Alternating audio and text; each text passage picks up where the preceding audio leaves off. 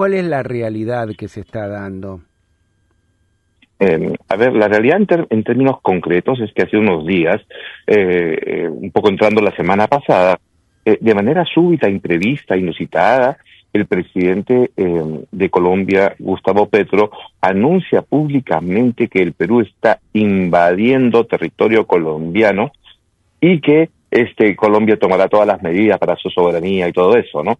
Algo que tomó de sorpresa en Perú a todos, porque las relaciones entre peruanos y colombianos son muy, muy cercanas. Tuvimos una guerra como hace más de 100 años, pero hoy las relaciones comerciales, financieras, sobre todo de seguridad, son muy, muy cercanas y se ha aperturado las posibilidades de unas tensiones, un conflicto que casi, podríamos decir, sale de la nada y podríamos explicarlo, si me lo permiten.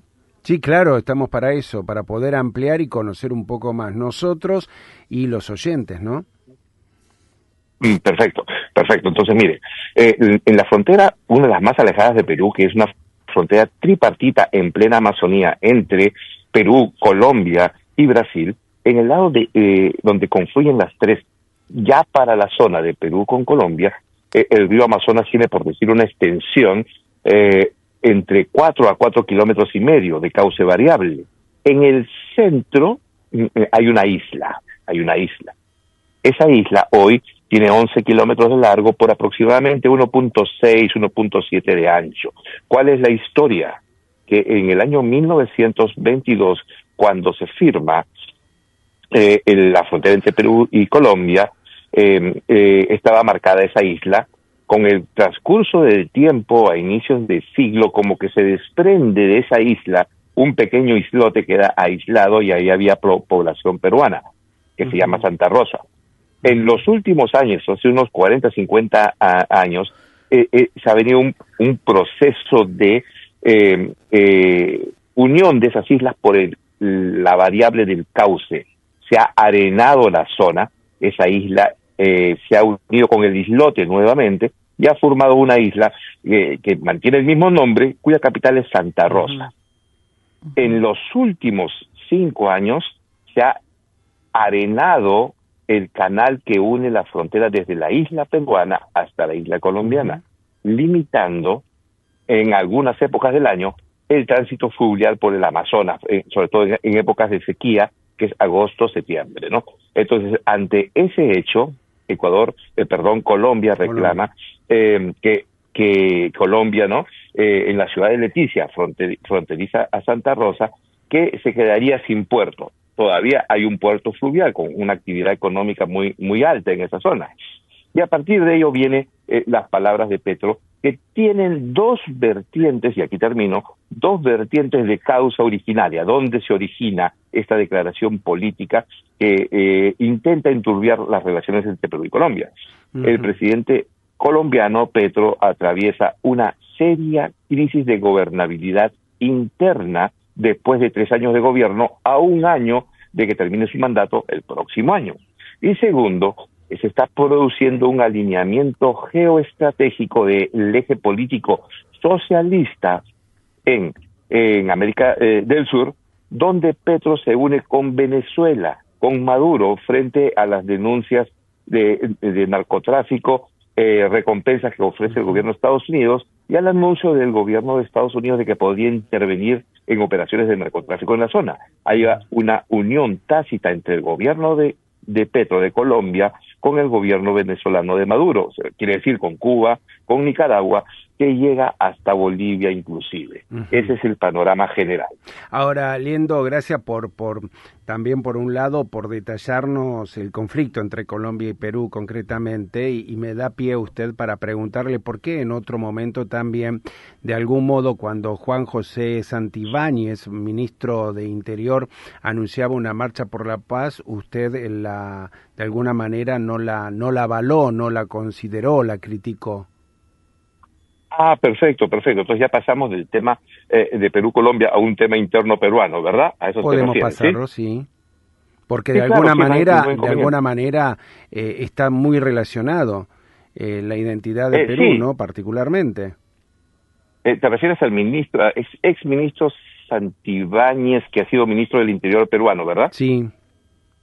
Ah, perfecto, perfecto. Bueno, para los oyentes en Argentina, saben que el Perú desde hace año y medio, 2 años, se ha desatado una ola criminal como nunca en nuestra historia. El Perú está viviendo la época de violencia criminal más grande de su historia. Obviamente la causa viene de muchos años atrás, pero se ha desencadenado en los últimos 2 años. Es un hecho concreto. Hoy ya tenemos más de 1.200 asesinatos en lo que va del año por sicariato, homicidios involucradas bandas criminales, superando los del año pasado, el total del año pasado. O sea que hoy día vamos a dispararnos. Se habla de un crecimiento de más del 5 o 6% de asesinatos. Bueno, con respecto al exministro Santibáñez, cuando él estaba de ministro, él anunció una marcha por la paz contra el crimen, lo cual yo consideré y considero totalmente absurdo, porque no se combate el crimen transnacional organizado con marchitas que solamente sirven para los titulares. Entonces, eso fue lo que dije en ese momento, lo cual lo reafirmo, y lo cual se verifica por el total y absoluto fracaso de la política del gobierno actual peruano para enfrentar el crimen. Y obviamente con serios problemas internos de gestión y un sentimiento compartido por toda la nacionalidad aquí en Perú. Y eso es más o menos la aproximación que te podría responder. La pregunta es, ¿Santa Rosa tiene alguna situación económica que le pueda favorecer a Petro, digamos, tiene económicamente hablando, ¿no? Digamos, querer rescatar esto, ¿tiene que ver con algo político o algo económico también?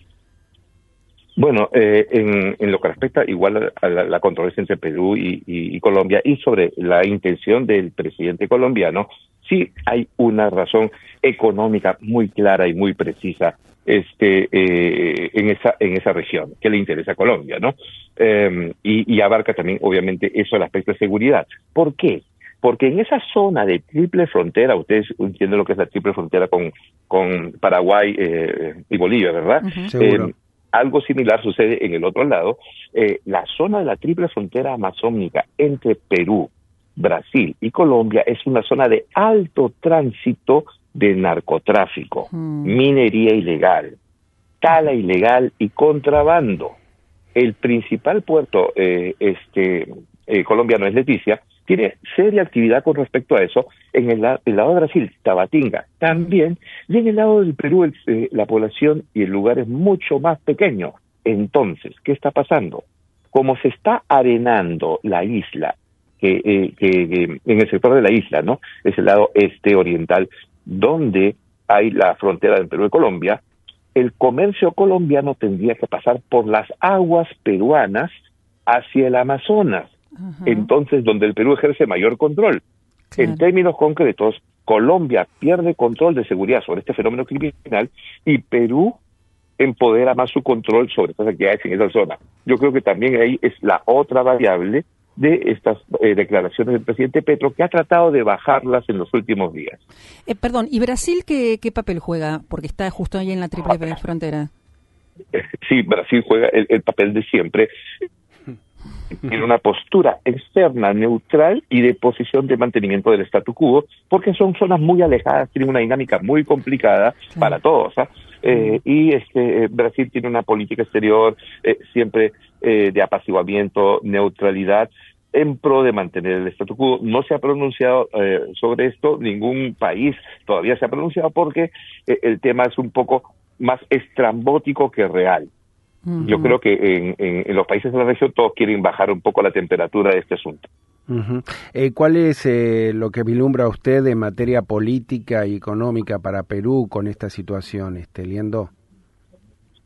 Bueno, el principal impacto es en materia política, porque ahora con la velocidad de las comunicaciones y por ejemplo, toda la prensa llegó a la isla, es una zona muy alejada, pero ahora hay más facilidad de transporte, más facilidad de comunicaciones. El gobierno es desafiado en términos políticos. En términos económicos, no tanto, porque es una zona muy alejada, está lejos de los ejes económicos del Perú, aunque debería ser uno de los más importantes. Entonces, en forma concreta digo que las repercusiones políticas son muy, muy importantes. ¿Por qué?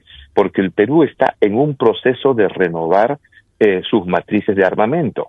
tanto en fuerza aérea como tierra. Y lo que está en juego en estos últimos días es decidir cuál va a ser la matriz aérea de nuestra flota de aviación de combate.